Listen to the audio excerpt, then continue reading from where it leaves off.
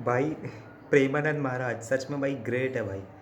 और प्रेमानंद महाराज है नहीं, मतलब कोई भी जो इस टाइप के लोग हैं, ओम स्वामी प्रेमानंद महाराज और जो भी लोग हैं, ये सब सच में ग्रेट है। इनकी बात सुनने से ही आपके सारे दुखों का नाश हो सकता है। इसीलिए कहते हैं कि सत्संग सुना करो। मैं एक छोटा सा एग्जांपल देता हूँ। मैं अभी सत्संग ही सुन रहा था, इनकी बात सुन रहा था, उसे ही सत्संग कहते हैं। मतलब अच्छी संगति, सत्य की संगति, सच की संगति। मैं वो सुन रहा था, मैं दिखाता हूँ अभी मेरे साथ क्या हुआ।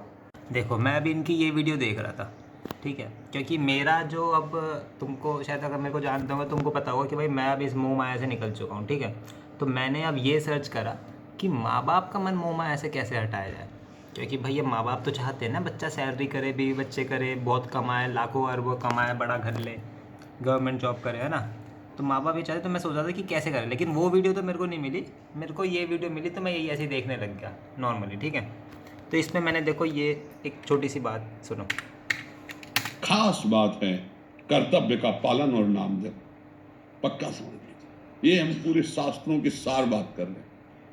मामनुस्मर युद्ध च, युद्ध माने कर्तव्य, और मामनुस्मर मेरा स्मरण, बस विजयी हो। बातों बातों में ऐसी फ्लो में ही इतना ज्ञान भरा है कि फ्लो में ही ऐसे बोल दिया मामनुस्मर युद्ध चर। लेकिन अगर किसी को कुछ सीखना है, जैसे मैं कुछ सीखने के लिए आया था यहाँ पे, ठीक है, तो इसीलिए कहते हैं अगर किसी को सीखना है तो झुक के जाओ। जैसे मंदिर में भी झुक कर जाते हैं ताकि हमें कुछ सीखने को मिले। अगर आप पहले ही ये सोच के जाओगे भाई हमें तो बहुत कुछ आता है, तो आप सीख नहीं पाओगे। वो कुछ अच्छी बात बोल भी रहा होगा, आपके ऊपर से निकल जाएगी। इसलिए किसी बच्चे से ही मिलो तो भी ऐसे मिलो कि हम कुछ सीखने के लिए मिल रहे हैं। तो मैं कुछ सीखने के लिए आया। अब मैं कुछ सीखने के लिए आया तो ये सांस भी लेंगे ना, तो मैं उसको भी देख सकूँगा कि इनका सांस लेने का भी क्या तरीका है। ये बात भी कर रहे हैं तो हाथ जोड़ के कर रहे हैं, ये झुक के कर रहे हैं। ये किसी को रोक भी रहे हैं तो पहले उसकी बात ख़त्म होने का इंतज़ार कर रहे हैं। छोटी छोटी बातें, एग्जाम्पल है। अब इन्होंने बोला मामनुस्मर युद्ध चल, इतना फ्लो में। हो सकता है बहुत सारे लोग हो जिन्होंने इस बात पर ध्यान दिया हो, लेकिन अक्सर लोग हिंदी में जो बोलते हैं उसी पे ध्यान देते हैं, ठीक है। साथ में इन्होंने इसलिए मतलब भी बताया हिंदी का। लेकिन मैंने देखा यार ये कहाँ से बोल रहे हैं मामनुस्मर युद्ध चल, ऐसा कहाँ लिखा है। तो मैं इंटरनेट पर गया और मैंने देखा, एकदम क्लियर दिखाता हूँ, मैंने ये सर्च करा यहाँ पे। अब ये तो मैंने एक ही बारी में सर्च कर लिया, ठीक है, लेकिन इससे पहले मैं ये सर्च कर चुका था मामनस्मर युद्ध चार। इससे पहले भी एक दो बार सर्च किया मैंने, छोटा मोटा टेढ़ा मेढ़ा। तो दो चार बारी में मैं क्लियर सर्च कर चुका हूँ मामनस्मर युद्ध चार। और बस जैसे ही ये भगवत गीता लिखा आया मैं समझ गया कि भाई भगवत गीता से बोला है इन्होंने, ठीक है। मैंने इस पर लिंक पे क्लिक करा, ये लिंक आया, मैंने इसको खोला, पढ़ा कि भाई मामनस्मर युद्ध चार कहाँ लिखा है। तो यहाँ लिखा है भगवत गीता 8.7 पे, ठीक है, अपना ये चैप्टर 8 वर्स 7, यहाँ लिखा है मामनुस्मर युद्ध च। अब इसका मतलब क्या है, क्लियर सी बात है, यहाँ पे सारा मतलब भी लिखा है। और अगर पूरा मतलब इसका ये है कि भाई अर्जुन मेरा ध्यान कर और अपना कर्तव्य का पालन कर, ठीक है, जो भी तेरी ड्यूटी है लड़ने की, और सारी एक्टिविटीज़ जो है अगर मुझको सरेंडर कर देगा, मुझको सरेंडर करके सारी एक्टिविटीज़ करेगा, अपना माइंड और बॉडी मुझको सरेंडर कर देगा और मेरे ऊपर ध्यान रखेगा, तो पक्का कोई दिक्कत नहीं होगी, मुझको प्राप्ति होगी, सब दुखों को नाश होगा। यही सब मोटा मोटा लिखा हुआ है, ठीक है। यहाँ पे भी सेम वही लिखा है। एक दो लिंक पे देखना जाना पड़ता है। ये है बात का कि भगवत गीता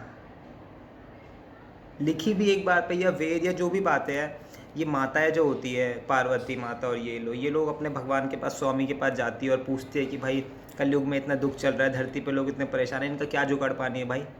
तो वो बताते हैं कि ऐसे ऐसे करके हमने ये सीन सपाटा बैठा रखा है अपना, और ऐसे ऐसे करके हम लोग अवतार लेंगे, ऐसे ऐसे करके उनको दुख का सुख का पाठ पढ़ाएंगे और धर्म स्थापित करेंगे जब भी कोई दिक्कतबाजी होगी, ठीक है। ऐसे ऐसे करके वही सब हमारे ऋषियों ने क्या करा, ये बात समझ के कहानियों के रूप में हमको डाल के भेज दिया, वेद गीता लिख दिया सब कुछ।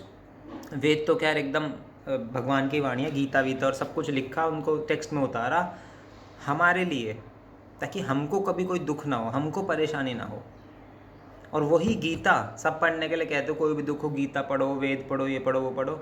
लेकिन हमें गीता का एक्सप्लेनेशन इतने डिटेल में, इतने विनम्र भाषा में, सिर्फ वीडियो देख के, इतने इजी लैंग्वेज में, बटन दबाओ वीडियो चलाओ रोज़ सत्संग सुनो, ऐसे करके हमें इतना बड़ा ज्ञान मिल रहा है, इस हाई लेवल, इतना उच्च कोटि का हमें ज्ञान मिल रहा है जो श्री कृष्ण भगवान ने अर्जुन को ऐसे समय पे, जब सोचो भाई तुम्हें अपनी माता का गला काटना पड़े, अपने बाप के पेट में चक्कू डालना पड़े, तुम्हें उनकी हत्या करनी पड़े, इससे बड़ा दुख कोई हो सकता है? अगर तुम्हारे माँ बाप बुरे, तुम सोचते होंगे भाई हम तो कर देंगे, लेकिन अगर वो अच्छे हुए तो? जो अपने माँ बाप को भगवान समझते हैं, सोचो तुम्हें ये काम करना पड़े अपने कर्तव्य के लिए, इससे बड़ा दुख कोई होगा? और जो माँ बाप को बुरा समझते हैं, तो मान लो कोई तो इंसान अच्छा होगा जिससे तुम बहुत प्यार करते हो, उसको जान से मारना हो तो मान लो उससे बड़ा दुख कोई होगा? कोई दुख नहीं होगा। और भाई इनके फ्लो में बोले गए 2 शब्द में जब सबसे बड़े दुख का हल छिपा हुआ है, जब आपको अपने किसी कीमती, जिससे आप सबसे ज़्यादा प्रेम करते हो, उस इंसान को जान से मारना पड़े, वैसा दुख जब जिस किसी के जीवन में आया था, उसका सॉल्यूशन जब उन 2 शब्दों में समा सकता है, जो इन्होंने फ्लो में बोल दिया, तो सोचो भाई गीता क्या ही होगी। उसमें कितने ही जवाब होंगे जो तुम्हें कुछ नहीं पता, जो तुम सिर्फ इग्नोर कर रहे हो, और इग्नोरेंस की वजह से दुख झेल रहे हो, बेवकूफ़ी की वजह से दुख झेल रहे हो। दुख झेलना कोई कंपलसरी नहीं है, तुम्हारे दुख ऐसे है चुटकी बजाते ही सॉल्व हो जाएंगे, लेकिन तुमने सॉल्यूशन की तरफ देख नहीं रहे, तुम इग्नोर कर रहे हो सॉल्यूशन को। सोचो गीता क्या ही लिखी होगी, जब 2 शब्दों में सबसे बड़ी प्रॉब्लम का हल हो सकता है, तो गीता, पूरी गीता क्या ही होगी, और जो गीता को समझा रहे हैं वो क्या ही होंगे, और तुम उनको इग्नोर कर रहे हो। तो इतने हाई लेवल दुख पे सॉल्यूशन जब कृष्ण भगवान ने अर्जुन को दिया, तो तुम्हारे छोटे मोटे दुख क्या है यार? हर चीज़ का सॉल्यूशन है गीता में, और तुम्हें गीता पढ़ने की भी ज़रूरत नहीं है। बस तुम सत्संग सुनो, सिर्फ सुनो, कुछ नहीं करना, बैठे बैठे बस सुनना है। क्योंकि मैंने भी ऐसी शुरुआत करी थी, मैं बस बैठ के सुनता था, लेकिन जब तुम सुनोगे ना, इग्नोर कर दो, मैं सच बता रहा हूँ, इग्नोर करो, वीडियो चलाओ, इग्नोर करो, अपना काम करो। भाई वो बात ही ऐसी बोलेंगे, तुम्हारा एकदम से क्लिक कर जाएगी कोई भी बात, कि यार सही में यार ऐसी होता है, एकदम सही में यार यही दिक्कत होती है, सही में यार वैसी होता है, एकदम कोई भी बात बोलेंगे वो एकदम से तुम्हें क्लिक करेगी, तुम्हारा खुद ध्यान चला जाएगा, और तुम सोचोगे यार इसका सॉल्यूशन ये बता रहे, चलो सुन लेता हूँ। तुम सुनोगे, फिर धीरे धीरे ऐसी कभी भी इग्नोर कर दिया तुमने, बस तुमने बात सुन ली, क्योंकि कुछ रिलेटेड बात करी, क्लिक हो गया, तुमने सुन ली, इग्नोर कर गए, भूल गए, लेकिन कल को कभी दिक्कत आएगी, कोई ऑप्शन नहीं होगा, कोई सॉल्यूशन नहीं दिखेगा, तो एकदम से क्लिक कर जाएगी फिर से बात कि यार उन्होंने कहा था नाम जप कर लेना दिक्कत में, ऐसे वैसे करके, तो कोई ऑप्शन नहीं था इसलिए तुमने नाम जप करा, और तुम नाम जप करते हो तो पता नहीं कैसे, लेकिन तुम्हारा दुख से ध्यान हट जाता है और भगवान में कर जाता है, और एकदम से सब कुछ अच्छा अच्छा लगने लग जाता है। और यही तो चाहिए ना, यही तो चाहिए। सुख दुख कभी ख़त्म नहीं होता, लेकिन सुख दुख सिर्फ हमारे मन की भावनाएं हैं, इसको बराबर जो समझेगा वही महापुरुष है। अब सुख में तो इंसान झेल लेता है, किसी सुख भी नहीं झेला जाता, लेकिन दुख में जब तुम नाम जप करोगे तो वो दुख से तुम्हारा ध्यान हट जाएगा, वहाँ से ध्यान तुम्हारा हट जाएगा और तुम न्यूट्रल स्टेट में आ जाओगे, तो वहीं तुम महापुरुष बनने के एक स्टेप आगे बढ़ जाओगे सिर्फ नाम जप से। ये एक बहुत छोटा सा एक उदाहरण है, एक छोटा सा नमूना है, जो लाखों करोड़ों बातें तुम सीख सकते हो और अपनी ज़िंदगी सुधार सकते हो, हर चीज़, मटेरियल सक्सेस भी पा सकते हो इसी सबसे।